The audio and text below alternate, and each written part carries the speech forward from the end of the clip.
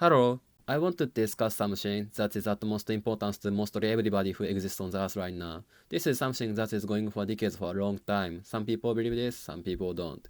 Some people are aware of it, some people are not. In case you are not, and even if you are, I'm bringing some information to light that everyone should hear. There is an elite, core group of people with more money, more power, more influences than you and I could ever dream about.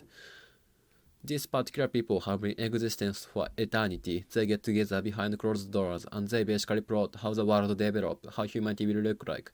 These people actually control our banking system, what we eat, and the government. They define our wealth, how it's spent. They start and stop mostly every war at their own whim. They decide if you are going to be vaccinated or not. They decide what's going to happen to us every single day, and now they propagate and publish, slowly but surely. They are making themselves known because it doesn't matter anymore how obvious they are. They don't have to hide themselves because they are already one and they are aware of it. Still, you still have to try. You still have to attempt to protect yourself. You still have to try. And one of the worst part about this is that we have no idea just how far they have been infiltrating our society, our lives, our personal spaces. It could be anywhere. It can be your boss. It can be your grocer. It could be your pharmacist. It can be your doctor. You can be your lover.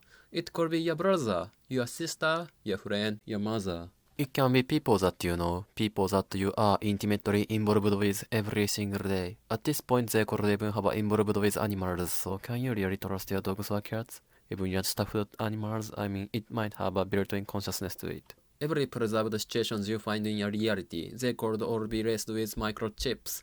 What's about the observations? Can you truly guess its physical orientations? There's something I want you to know. I'm here to tell you about something to know.